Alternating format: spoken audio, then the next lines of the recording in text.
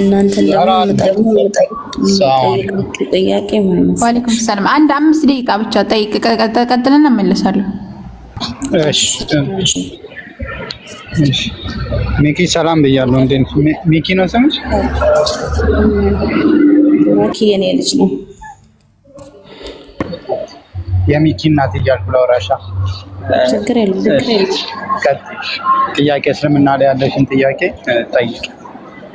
እስልምና ላይ ያለኝ ጥያቄ ምን መሰለ? ብዙ ጊዜ ጥያቄ የሚሆንብኝ ነገር አሁን ለምሳሌ የፍጥረት መጀመሪያ አዳም ነው ካልን፣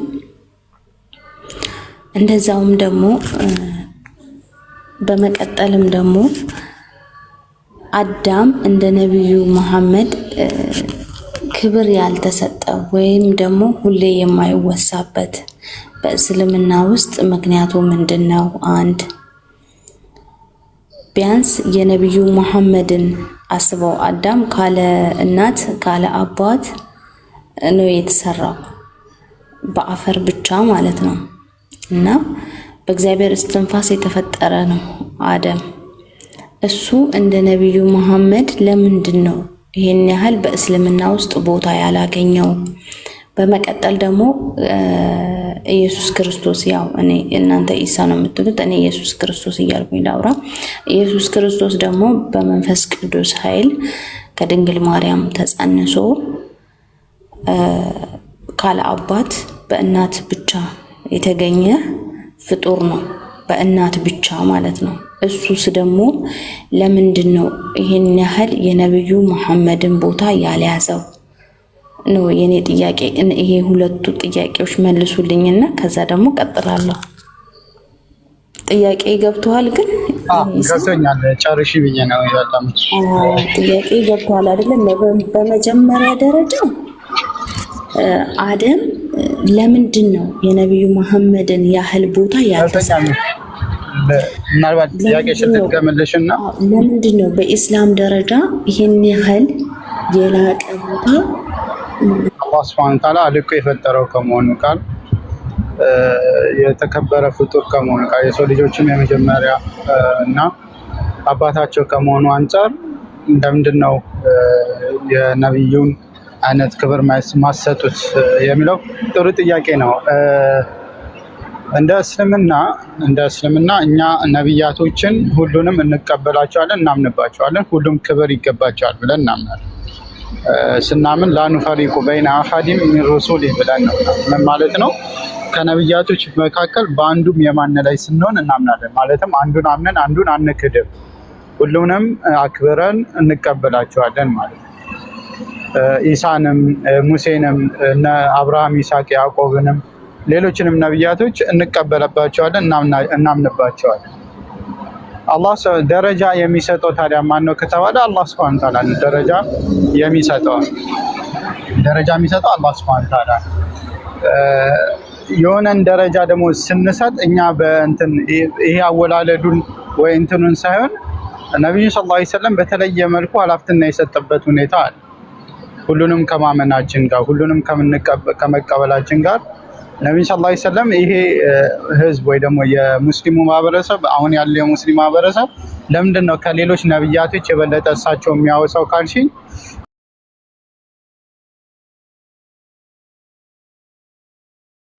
አላህ ፊ ኩሊ ኡመቲ ረሱል ይላል። በእያንዳንዱ ህዝብ ላይ መልእክተኛን ልከናል።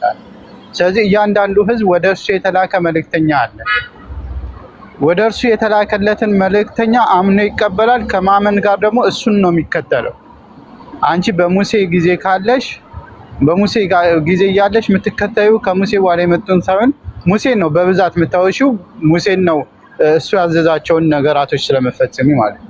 ስለዚህ ስለ ሙሴ የበለጠ ታወሪያለሽ። በኢየሱስ መልእክተኛ ወይ ደግሞ በኢሳ ጊዜ ሲሆን ደግሞ ምንድነው ስለ ኢሳ ነው የምታወሪው። ኢሳን ነው የምትከተዩም አንቺ የነብዩ ኢሳ ተከታይ ስለምትሆኚ ማለት ነው። ከሌሎች በበለጠ አንቺን የሚመለከትሽ የምንድነው የኢሳ መልእክተኝነት ስለሆነ። ታዲያ አሁን ያለው ኡማ ማን ነው አሁን ያለው ህዝብ ማን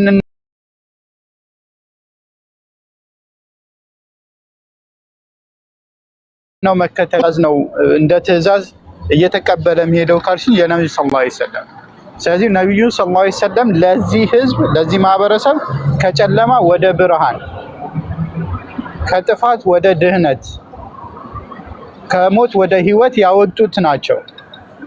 እሳቸው ስላወጡን እንደገና ደግሞ የምንከተላቸው እዚህ ጋር ሊያዝክ ይቅርታ ከጨለማ ወደ ብርሃን ያወጡን ነብይ ናቸው። በዚህ በእኛ ዘመን ያሉ ነብይ ናቸው አለን። በፊትም እኮ ታዲያ ልጨርስልሽ እንትን ምናልባት ሲጨርሱ ሀሳቡን ስለምታገኙ ማለት ነው።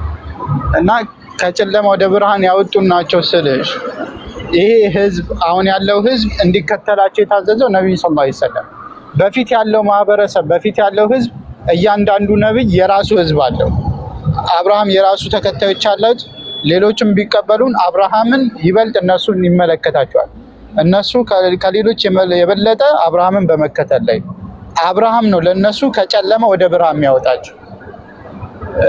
በኢየሱስ ጊዜ ያሉት የኢየሱስ ተከታዮች ኢየሱስ ነው ከጨለማ ወደ ብርሃን እነሱን ያወጣቸው።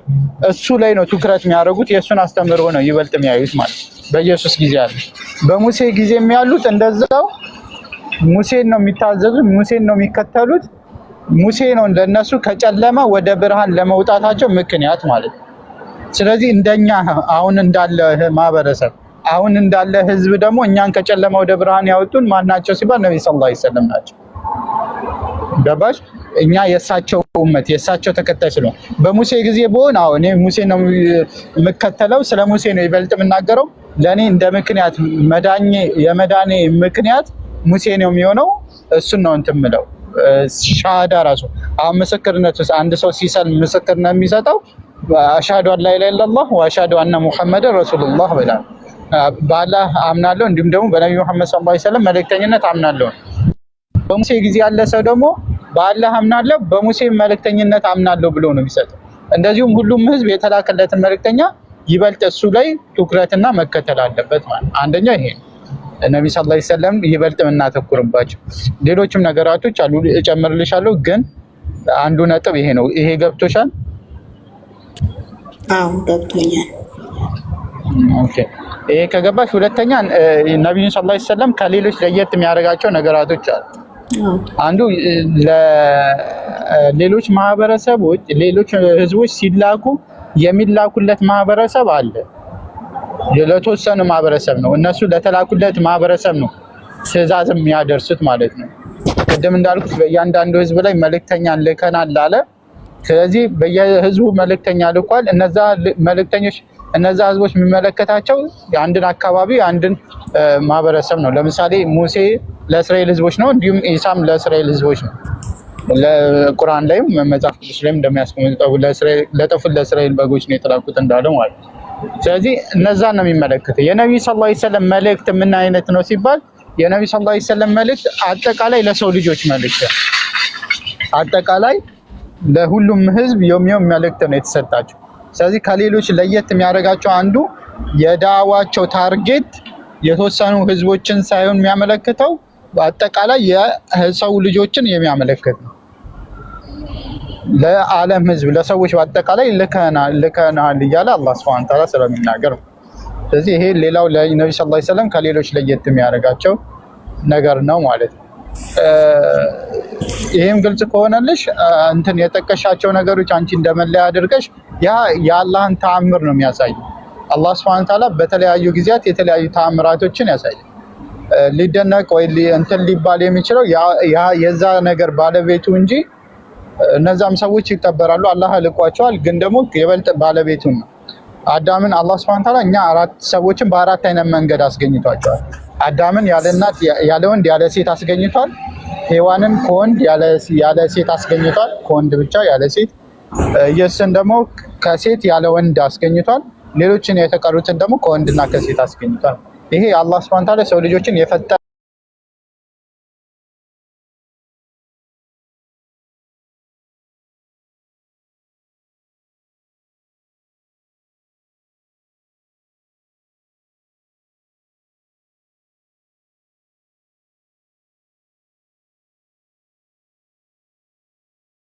ከቁርአን በፊት የነበሩ መጽሐፎች ነበሩ። እንጂርና ፉርቃን። በእነሱስ ኢስላም ያምናል ወይስ አያምንም? እሺ እኛ በቁርአን አላህ Subhanahu Ta'ala ባወረዳቸው መጽሐፍቶች በአጠቃላይ እናምናለን። ምን ናቸው? አላህ Subhanahu Ta'ala በነግሻል አላህ Subhanahu Ta'ala መጽሐፍቶችን አውርዷል ብለን እናምናለን።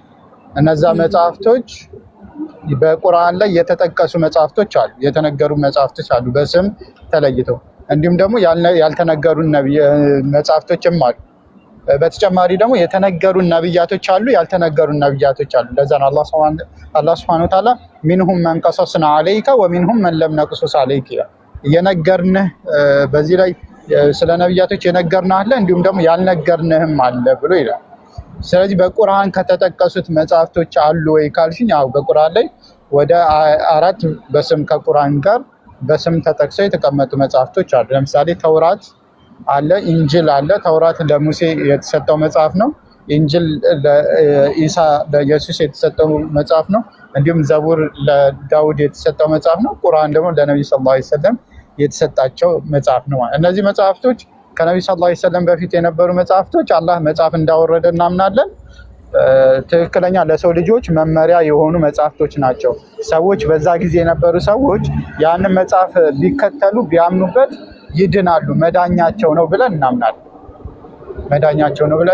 ነገር ግን ምንድነው የተፈጸመው ካልሽ፣ አሁን እንዴት ነው እነዛ መጽሐፍ ያሉበት ሁኔታ ካልሽ፣ አሁን ያሉበት ሁኔታ ተበርዘው ነው። የሰው ልጆች የሰው እጅ ገብቶባቸዋል፣ ተበርዘዋል። ሰዎች በራሳቸው ጽፎ እነዛ መጽሐፍ ላይ ይሄ የአምላክ መጽሐፍ ነው ብለው ያስገቧቸው ነገሮች አሉ ብለን እናምናለን እንጂ በእነዛ መጽሐፎች ታምናላችሁ? በእነዛ መጽሐፎች ታምናላችሁ? እኛ አላህ ባወረዳቸው መጽሐፍቶች እናምናለን። ግን አሁን ያሉት በእጃችሁ ያሉት መጽሐፍቶች እነሱ ራሳቸው ናቸው ብለን አናምንም። በዛ መጽሐፍ መኑ አልተባላችሁ እኮ ምናምነው አላህ ለሙሳ መጽሐፍን እንደሰጠው ለኢሳ መጽሐፍን እንደሰጠው እናምናለን። እነዛ መጽሐፍቶች ለኢሳ ለሙሳ የተሰጡት መጽሐፍቶች ለነዛ ሰዎች መዳኛቸው እንደሆነም እናምናለን። ነገር ግን አሁን በእጃቸው ያሉት መጽሐፍቶች እነሱ ራሳቸው ነው ወይ ሲባል፣ አይ እነሱ ራሳቸው አይደለም፣ የሰው እጅ ገብቶባቸዋል። ሰዎች የራሳቸውን ሐሳብ ለሙሳ የተሰጠው አንድ መጽሐፍ ሆኖ እነሱ ግን ክፍልፍል አድርገው አምስት መጽሐፍ አድርገዋቸዋል። እንደገና በውስጡ የተለያዩ ነገራቶችን ጨምረውበታል ብለን ነው ምናምን እንጂ መጽሐፍቶቹ እንደወረዱ እናምናለን። ስለዚህ ቁርአን ከነዛ መጽሐፎች ምንም የወሰደው ነገር የለም ነው የምትለኝ? አዎ እነዛ ተናጋሪው አላህ ስለሆነ ቁርአን ላይ አላህ Subhanahu Ta'ala የሆነ ከሌላ አካል መውሰድ አይጠበቅበትም። ቁርአን ተውራትን ኢንጂልን ያወረደው አላህ ነው። የሚናገረውም አላህ ስለሆነ አላህ Subhanahu Ta'ala የተከሰተውን የተደበቀውን ሚስጥሩን ሁሉ አዋቂ የሆነው ጌታ አላህ Subhanahu Ta'ala ለነብዩ ሰለላሁ ዐለይሂ ወሰለም አሳውቋቸዋል እንጂ ከዛ የተወሰደ ነገር የለም። ከዛ የተወሰደ መጽሐፍ የለም፣ ትምህርት የለም ማለት። ስለዚህ ኢስላም ቁርአን ነብዩ ሰለላሁ ዐለይሂ ከመጡ በኋላ ነው ቁርአን የመጣው፣ ወይም ደግሞ በነብዩ መሐመድ ላይ ነው ቁርአን ወረደ ተብሎ የሚታወቀው አይደለ? ቁርአን ሳይኖር በፊት እስላም ነበረ ወይስ የለም? እንደገና ደግሞ ቁርአን ሳይኖር በፊት የኢስላሙ ማህበረሰብ በምን ያምን ነበረ? በነዛ መጽሐፎች እኮ ያምን ነበረ አይደለ እንዴ? እሺ ቁርአን ከመጣ በኋላስ እነዛን መጽሐፎች ለምንድን ነው የማያምንባቸው? እኛ መጀመሪያ ልመልስልሽ፣ ከነብዩ ሰለላሁ ዐለይሂ ወሰለም በፊት ሙስሊሞች ነበሩ። አሁን ሙስሊሞች እኛ ኩሉ መውሉድን ይወለዱ ዐለል ፊጥራ ብለዋል ነብዩ ሰለላሁ ዐለይሂ ወሰለም። እኛ እያንዳንዱ ሰው ሲወለድ ሙስሊም ሆኖ ነው የሚወለደው። ኢስላም ማለት ምን ማለት ነው ሲባል ኢስቲስላሙ ሊላሂ ቢተውሂድ፣ ለአንድ አምላክ ለአንድ ፈጣሪ ፍጹም ታዛዥ መሆን።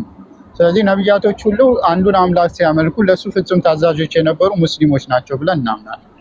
ስለዚህ ሙስሊሞች ናቸው እነሱ የተላኩትም ወደ እነዛ ማህበረሰቦች ሙስሊም ናቸው። በእነሱ በነብይነታቸው አምነው የተቀበሉት ሙስሊሞች ናቸው ብለን እናምናለን።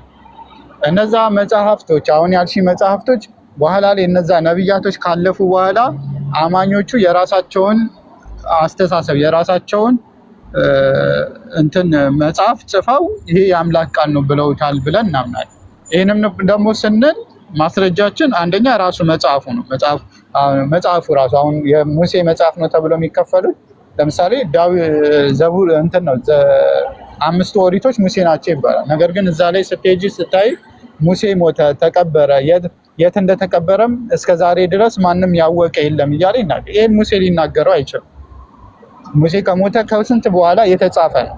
ስለዚህ እነዛ መጽሐፍ ላይ ሰዎች ከጊዜ በኋላ ጨማምረዋል የራሳቸውን አመለካከት ማለት የራሳቸውን እንትን ማመናቸው ትክክል ነበረ፣ ግን በኋላ ላይ ደግሞ የራሳቸውንም አመለካከት የራሳቸውን የታሪክ እንትን ጽፈውበታል ብለን እናምናለን። ስለዚህ በመጽሐፉ ዙሪያ ያለው ነገር ይህን ይመስላል። አዎ እኛ ይሄን ይመስላል። ምናልባት ያልገባሽ ነገር ካለ ጠይቅ። እሺ አመሰግናለሁ። የለም ሁሉም ገብቶሻል? በቃ ሌላ ጊዜ ጠይቃለሁ። አሁን ለሌላ ሰው ወረፋ ልልቀቅ። ችግር የለም፣ ሰው የለም፣ ሁሉም ሙስሊሞች ናቸው። ጥያቄዎችሽን እንዳለ እስልምና ላይ ስለ እስልምና ስትሰሚያቸው የነበሩ መጥፎም ነገራቶች ካሉ ማንኛውም ነገር ጠይቂ። እኛ በእስልምና ጥያቄ አንፈራ። አንድ ሰው ጥያቄ መጠየቅ አለበት። ምክንያቱም እንደምታውቂው ዱንያ ላይ የምንቆይባት ጊዜ የተወሰነ ጊዜ ነው። ወአለይኩም ሰላም ዱንያ ላይ የምንቆይባቸው ጊዜያቶች የተወሰኑ ጊዜያቶች ናቸው። ከዛ በኋላ ወደ ሞት ነው። ከሞት በኋላ ያለው ህይወት ዘላለማዊ ነው እና ለዘላለማዊ ህይወታችን ሁሌም ዝግጁ ሆነን ፈጣሪ ዘንድ ብትጠየቅ መልስ መሆን የሚችለኝ እምነት የቱ ነው የሚለውን ሁሌም ልንፈትሽ ይገባል። እና ጥያቄዎች ካሉሽ በደንብ ዘርዘር አድርገሽ ጠይቂ ሳትፈሪሽ። እሺ አንድ ጥያቄ ምን አለኝ መሰለህ? እሱ አሁን ስለ ካባ ነው። እየሰማኝ ነው? እየሰማሽ ነው? ጠይቂ። አዎ ካባ አምልካዊ ወይም ደግሞ እንደ አምልኮ እንደ አምልኮ ስለ እንዴት ብዬ ላብራራልክ? ለምሳሌ እንደ ታቦት ነው ታመልካላችሁ ማለት ትችያለሽ። ለምን ድንጋይ ታመልካላችሁ ማለት ትችያለሽ። አትፍሪው በይው። እሺ አዎ እኔ ካባ እንደ አምልካዊ ወይም ደግሞ እንደ አንድ መለኮታዊ ነው በሃይማኖታችሁ ውስጥ የሚታየው ወይስ እስኪ ምንድን ነው? ምክንያቱም ለምሳሌ በክርስቲያን ስትወስደው ወይም ደግሞ በኦርቶዶክስ ታቦት የሚባል አለ። በታቦት እናምናለን። ገብቶሃል አይደለ? እና ካባ በእስላም ምን አይነት እንትን አለው? ልክ እንደኛ እንደ ታቦቱ ነው ወይስ ለየት ያለ ነገር አለው? ታምኑበታላችሁ በካባው? ከታቦት ጋር እንትን የሚል አይደለም። እኛ ለካባ የሚሰገድ ስግደት የለንም። አምልኮ የሚለውን ነገር መረዳት ያስፈልጋል ብዬ አስባለሁ። አምልኮ ማለት አምላክ ባዘዘሽ መልኩ በዚህ መልኩ አምልኪኝ ካለች በዛ መልኩ አንቺ የምታመልኪ ነው። ለምሳሌ ሙስሊሞች 5 ወቅት ሰላት እንሰግዳለን። በነዛ 5 ወቅቶች ሰላቶች ስንሰግድ ግንባራችንን መሬት አስነክተን ፋንዴሽን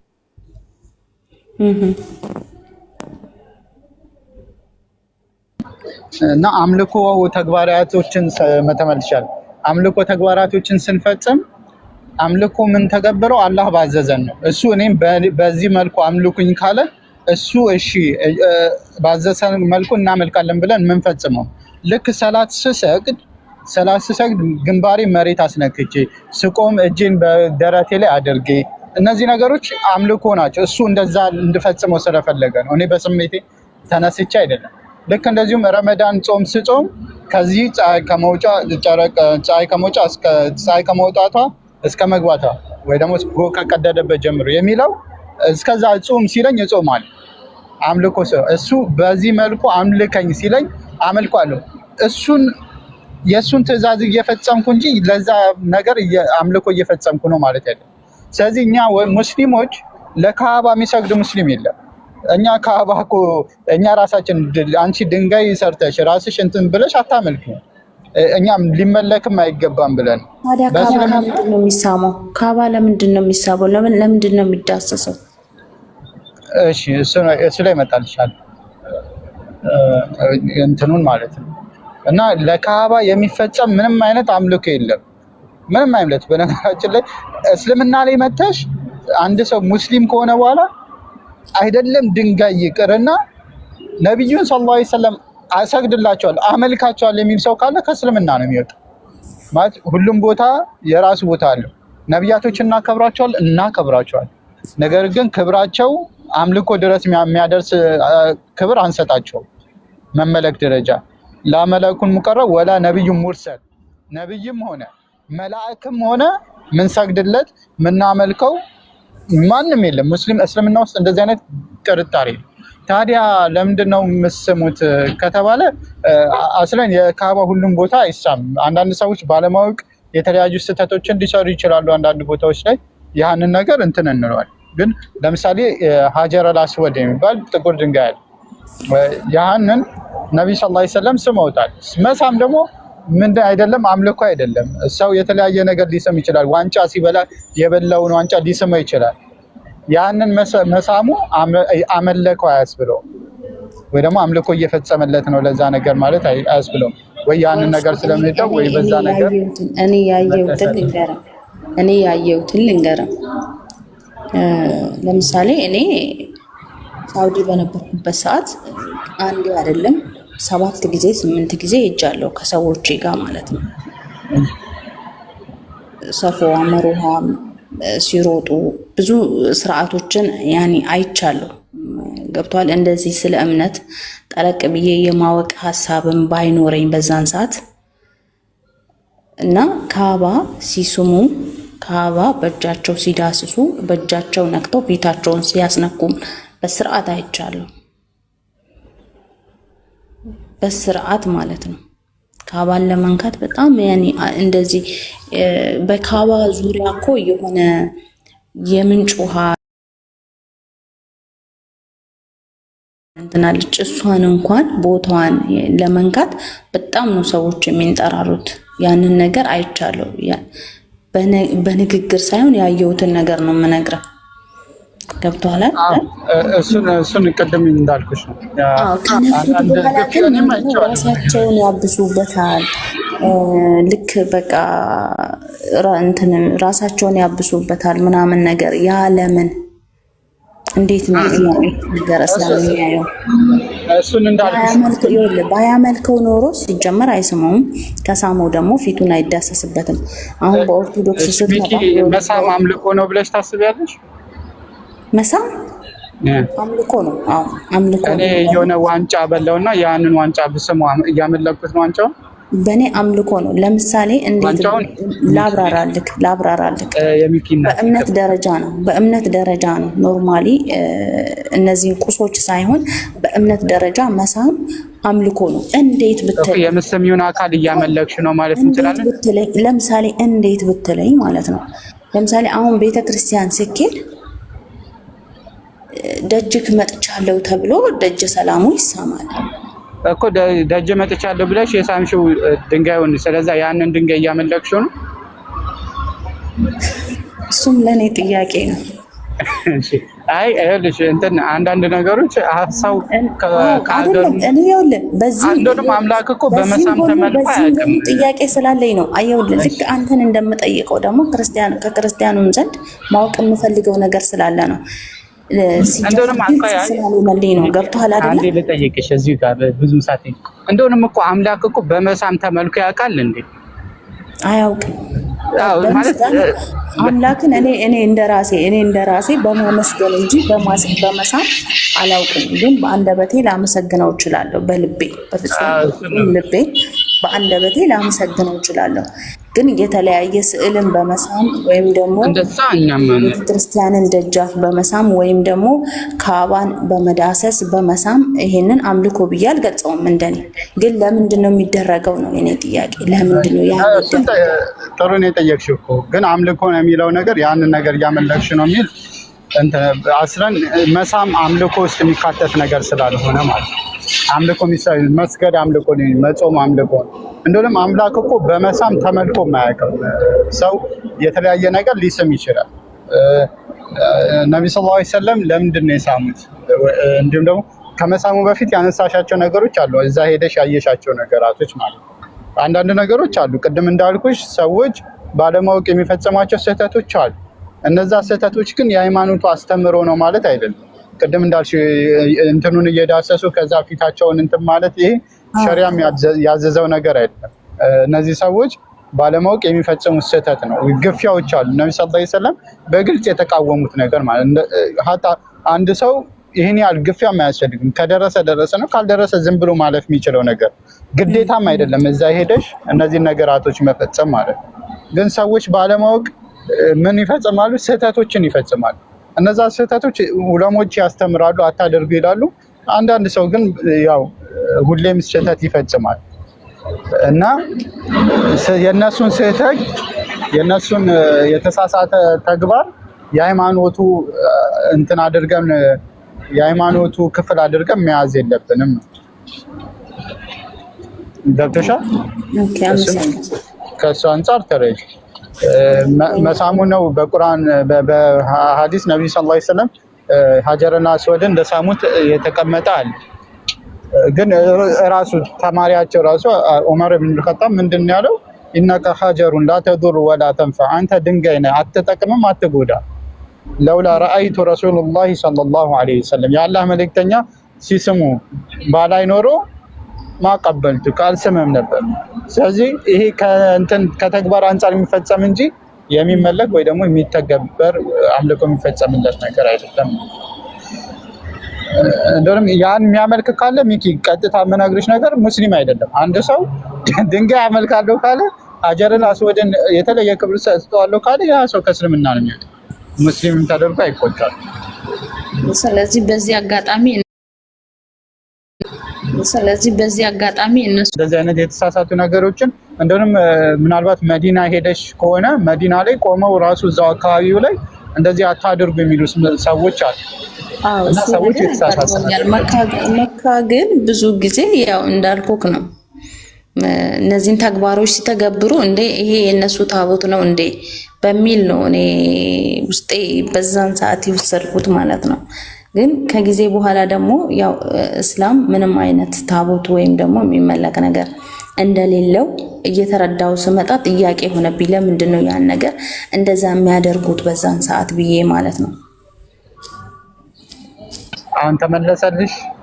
አዎ ተመለሰ። ደረሰው የሚጨምረው ነገር አለ መሰለኝ። ይቀጥላል። ይሄ አሁን ለምሳሌ ማለት ነው ልጅ አላት አይደል? እሷ ልጇን ትስመዋለች። ልጇን አመለከችው ማለት ነው። ይሄ እኮ ይሄ የአምልኮ ቦታ ነው። ይሄ አሁን መካ የሚኬደው ሰው ሀጅ ሊያረግ ወይም ኡምራ ሊያረግ ነው። ትእዛዝ ሊፈጽም ነው የሚሄደው አይደል እንዴ? ትእዛዝ ሊፈጽም በሄደበት ሰዓት እንደዚህ አይነት ስህተት ምንን ነው የሚያሳየው? እኔ እኮ ወደ ቤተ ክርስቲያን ሲሄድ ምን ላደርግ ነው የሚሄደው? እግዚአብሔርን ላመልክ ነው የሚሄደው አይደለ? እዛ ጋር ስህተት የተባለ ነገር በቃ ስህተት ነው። አታድርግ የተባልኩትን ነገር ምንም አይነት ነገር ቢሆን ማድረግ የለብኝም በቤተ ክርስቲያን ቅጥር ግቢ ውስጥ ማለት ነው። እኔ ስህተት ያልኩሽ መሳሙን አይደለም። ይሄ መሳሙ ያለ እኔ እያልኩሽ ያለው ምናልባት እሱን ተረድተሽ ከሆነ እኔ ስህተት ነው እያልኩሽ ያለው ያንን ነገር እየዳሰሱ ልብሳቸው ላይ ፊታቸውን እንትን ማለት ይሄ ሸሪያ ላይ የተመጣ ነገር አይደለም፣ ስህተት ነው። አይ እሱ ደረሳው ለጠየቀው ጥያቄ እኮ ነው። እኔ ልጅ አለኝ። እሱማ ተግባባን። ልጄን መሳም ባለብኝ ቦታ እሰማዋለሁ። ልጄ ነው። ይሄ ዓለማዊ ህይወት ነው። ያ ግን እምነት ነው። እምነትና ዓለማዊ ህይወትህን አንድ አድርገህ መውሰድ የለብህም። ያ የእምነት ቦታ ነው። በቃ ያ የእምነት ቦታ ነው። የራሱ የሆነ ህግጋት አለው። ያንን ነው እያልኩት ያለሁት። ደረሳው መስቀልም እኮ ይሳማል አይደል? ማለት ያመልኩታል ማለት ነው። መሳም አምልኮ ነው አይደለም የሚለውን እኮ እንደውም አምላክ ተስም በመሳም ተመልኮ አያውቅም። ለምን አምላክ ራሱ ስመን አመለክ ነው ራሱ አይባልም። ግን አንዳንድ ነገሮችን ከመውደድ አንጻር በጣም እንትን ከማለት አንጻር ልስሚያቸው ይችላል። ሳምሻቸው ማለት ግን አመለክሽው ማለት አይደለም። ምክንያቱም መሳም የሚባለው ነገር ከአምልኮት ጋር ምንም አይነት ግንኙነት የለውም። መስገድ አምልኮ ሊሆን ይችላል፣ መጾም አምልኮ ሊሆን ይችላል። አዎ ትክክል። ለዛ ነገሮች እነዚህ ትክክል ናቸው። መስገድ፣ መጾም አሁን ለሀጀር አምላክህን የምታመሰግንበት ወይም ደግሞ አምላክህን የምታመልክበት መንገድ ነው። አሁን እሱን ለሀጀር ለድንጋዩ ቢፈጸም ቢሰገድለት ይሄ እኛ ሽርክ ነው ልንለው እንችላለን። ገብቶሻል? ይሄ አጋራጭ፣ ይሄ ትክክል አይደለም። አምልኮ ነው፣ እያመለኩ ነው። አሁን እኛም ክርስቲያኖችን ስንቃወም ለታቦቱ ወይ ለሆነ ነገሩ ስለሳሙት ሳይሆን ሲሰግዱለት ታያለሽ፣ ስለት ሲገቡ ታያለሽ። በዛ ታቦት ስም ስለት ይገባል። ይሄ እነዚህ ነገራቶች ለአምላክ መፈጸሚያቸው እንጂ ለፍጡራን መፈጸሚያ አይደለም። ከዚህ አንጻር የምንቃወማቸው እንጂ የሆነን አካል ስለሳምሽ እያመለክሽ ነው ብለን እኛን ተቃውሞ አናስነሳ። በርቱ። በቃ ሰላም አለይኩም። መድረሳ ልሄድ ነው። እሺ ወአለይኩም ሰላም ነው። ተነደረስ ጀዛከላህ ዛህራ ካለሽ እንትን በእሺ ሀሳብ የምጨምሪው እንዲሁም ደግሞ መቀጠል እንትን ካልሽ ትቀጥይ እና ሚኪ እየሰማሁኝ ነው። እኔ ስራ እየሰማሁኝ ነው። ቀጥል ኢንሻአላህ። ለነገሩ እኔም 13 ደቂቃ አዛንዲ እስከዛ እንትን ልበልና ከዛ ትቀጥይላታል። ሚኪ ቀጥይ። እሺ እኔ አመሰግናለሁ። ጥያቄ ተመልሶልኛል። ግን አሁን ያው በእናንተ ቤትም ቢሆን በውሱም ቤት ቢሆን ግልጽ ያልሆነልኝ ነገር አለ። ክርስቲያኖችን መጠየቅ የምፈልገው ጥያቄ እንደምንም አግኝቻቸው የእምነት አባቶችን አሁን በሀገር ስለሌለው መጠየቅ ስለማልችል እነዛን ጥያቄዎች አንድ ክርስቲያንን ወክሎ የሚመጣ ሰው ካለ ቢገባና መጠየቅ እንፈልገውን ጥያቄ ብጠይቅ ደስ ይለኛል። ኢንሻአላህ ካሉ ገብታችሁ መመለስ የምትችሉ ሰዎች ካላችሁ ግቡና መመለስ የምትችሉ ሰዎች ካላችሁ ማወቅ የምፈልግ ነገር ስላለ ብገቡ ደስ ይለኛል። እስከዛ ግን ምናልባት ካሉ ይገባሉ። አንቺ ግን አምላክ ስንት ነው ብለሽ ነው የምታምነው ኒክ? አንድ ነው። ሰማይና ምድርን የፈጠረ አምላክ አንድ ነው። ስለዚህ አንድ አምላክ ብለሽ ያ አምላክ የሁሉ መጠጊያ፣ ሁሉን ከሱ የሚከጅሉ እሱ ግን ከሌሎች የማይከጅል ነው ብለሽ ታምኛለሽ አይደል? አዎ እግዚአብሔር ምንም ነገር ነው። ምንም ያ አንዱ አምላክ አንቺ አሁን ያልሽው አንዱ አምላክ ይወልዳል፣ ይወለዳል፣ ይባዛል ብለሽ ታምኛለሽ? እግዚአብሔር እኔ እንጃ። እግዚአብሔር እኮ ከወለደ ታዲያ እንዴት ነው እግዚአብሔር የሚሆነው? አንድ ነው የሚለውን ራሱ ይቃረናል አይደል? አንድ ነው ካልሽ በኋላ ወለደ ካልሽ ስንት ይሆናሉ ሲሆን? ተባዙ እኮ አንድ የሚለውን ተቃረነ ማለት ነው። እኔ ይኸውልህ የኔ ሀሳብ ልዩ ነው። የኔ ሀሳብ ይለያል በነገራችን ላይ ማለት ነው።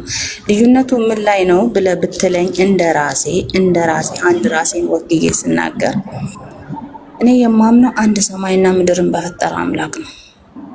ኦኬ ገባህ አይደለ? ከሱ ውጪ ሌላ አምላክ የለም። ነቢያቶች አሉ ወይ ካልከኝ አዎ አሉ። በየጊዜው እንደ አስፈላጊነቱ ለሚያስፈልገው አካባቢ የተላኩ የተለያዩ ነቢያቶች አሉ። ግን መልአኮች አሉ ወይ ካልከኝ እልፍ አላፍ ቁጥራቸውን እኛ ጥቂቱን የምናውቃቸው ቁጥራቸውን የማናውቃቸው እልፍ አላፍ እግዚአብሔር ብቻ የሚያውቃቸው በዙሪያው መልአኮች አሉ። በመልአኮች አምናለሁ፣ በነቢያት አምናለሁ። ግን ደግሞ ከእግዚአብሔር ጋር ንጽጽር አልሰጣቸውም። ላመልካቸውም አልችልም፣ ልገዛቸውም አልችልም፣ አምላክ ናቸውም ልል አልችልም። ኦኬ ስለዚህ አምላክ አሁን ያልኩሽን ስለዚህ ተስማሚያለሽ ማለት ነው። አብዛኛው አምሳያም እንደሌለው ቢጤ እንደሌለው ታምኛለሽ አይደል? ለእሱ አምሳያ የለውም ቢጤ የለውም ብለሽ ታምኛለሽ። ይሄ እኮ ምንም ድርድር ራሱ የለውም። እግዚአብሔር አንድ ነው። እኔ እንደማምነው እንደኔ እምነት ውስጤ የሚሰማኝ እግዚአብሔር ሰማይና ምድርን የፈጠረ አንድ አምላክ እንደሆነ ብቻ ነው ማምነው። ቁርአን ሱረቱል ኢኽላስ ወይ ደግሞ ሱረቱል ኢኽላስ 114ኛው 112ኛው ምዕራፍ አንብበሽው ታውቂያለሽ? ቁርአን አንብቤ አላውቅም። ቁርአን ትንሽ ሱራ ነው እንጂ አንብቤ አላውቅም። 112ኛው ሱራ አሁን ያልኩሽን አሁን እኔና አንቺ የተስማማንባቸውን ያስቀምጥልናል። አሁን እኔና አንቺ የተስማማናቸው አሉ አይደል? ሱረቱል ኢኽላስ ኦኬ። ምን ይለዋል? ምን ይላል መሰለሽ? አሁን ያልኩሽን ማለት ቁል ሁወላሁ አሐድ ይላል። አላህ አንድ ነው አለ። አላህ አንድ ነው፣ አንድነቱን ገለጸ። ከዛ አላሁ ሰመድ አላህ የሁሉ መጠጊያ ነው አለ። ሁሉም ከሱ ምን የሚሉ ናቸው? የሚከጅሉ ናቸው። እሱ ከሌላ ማይከጅል ማለት ነው። እሱ ለሁሉ መሸሻ መጠጊያ ነው። ይሄን አንቺም አሁን ያልሽውን ማለት ነው። ከዛ ምን አለ? ቀደም አንድ ነው ስላለ ምን አለ? ለም የሊድ ወለም ይውለድ፣ አልወለደም አልተወለደም። ወለደ አልተወለደ ካልን ስንት ይራባል እያልን ነው። አንድ ነው የሚለውን ስለሚያፈርስብን አንድነቱን የሚያጠፋ ራሱ ስለሚያጠፋ። ከዛ ምን አለ? አሁን የተስማማንበት ወለም የኩን ለሁ ኩፉወን አሐድ፣ ለእርሱም አንድም ቢጤ የለውም፣ እሱን የሚመስል አንድም የለም። ይሄ አጭር ሱራ ነው፣ ግን ስለ አምላክ በቃ በግልጽ የሚያስቀምጥልሽ። አየሽው? አንብቤሽ በጣም የምወደው ሱራ ነው። ነብዩ ሰለላሁ ዐለይሂ ወሰለም የቁርአን 1/3 ብለውታል። ይሄንን ሰው ስለ አላህ ማንነት ግልጽ የሚያስቀምጥልሽ ማለት አንድነቱን ያስቀምጥልሻል። እሱ የሁሉ መጠጊያ እንደሆነ ያስቀምጥልሻል፣ እንደማይራባ ያስቀምጥልሻል። እንዲሁም ደግሞ ለሱም ቢጤ አምሳያ እንደሌለው ያስቀምጥልሻል ማለት ነው። እና ይኸው ከታችም ለጥፈውልሻል። ይሄን ከሆነ የምትቀበዩ አንቺ ይሄ ነው ትክክለኛ አምላክ የምትይው ከሆነ እኛ እያመለክን ያለ ነው ይሄን አምላክ ነው። በቃ ከዚህ የተለየ አምላክ እያመለክን አይደለም። በዚህ መልኩ ነው የምንረዳው። በአንድነቱ ነው የምትስማሙት? አንድ ነው፣ የሁሉ መጠጊያ ነው፣ አይወልድም አይወለድም፣ ለሱ ቢጤ የለው፣ አምሳያ የለው። እኔ በሱ ነው የማምነው። እንግዲህ የሚቃወም ሰው ካለ ምክንያቱን ያስረዳኝ። ይህንን አሁን ልክ አይደላችሁም መውለድ አለበት የሚል ካለ ገብቶ ይንገረ። አንድ ብቻ አይደለም የሚልም ካለ ሌላው ደግሞ አሁን ቅድም አንቺ ዋና ያነሳሽው ማለት እነዚህ መላእክት እንትኖች ድምጽ መጣብኝ። መላእክት እነዚህ አካላቶች ይድረሱልኝ እርዱኝ እያተባሉ ልመና የሚፈጸምላቸው ካለ ከነቢያቶች መካከል እንደዚህ ያደረገ ለነቢያት ለመላእክት የሰገድ ያመለከ ማለትም እርዱኝ እኔ ጨነቀኝ ተቸገርኩ ብለው በሌሉበት የለመናቸው ካለ እነሱን አምልኮ የፈጸመላቸው ካለ እሱንም ቢያሳዩን ደስ ይለናል። እኛም ያንን እንቃወማለን። መመለክ ያለበት ጸሎት መጸለይ ያለበት ወደ አንዱ አምላክና ወደ አንዱ አምላክ ወደ እርሱ ብቻና ብቻ ሌላ ሊመለክ ይሄ እኔ አሁን ያልኩት ነገር ምንድነው? የእግዚአብሔርን አንድነት በንጽጽር የማያምን ወይም ደግሞ ሌላ አምላክ አለ ብሎ የሚል ካለ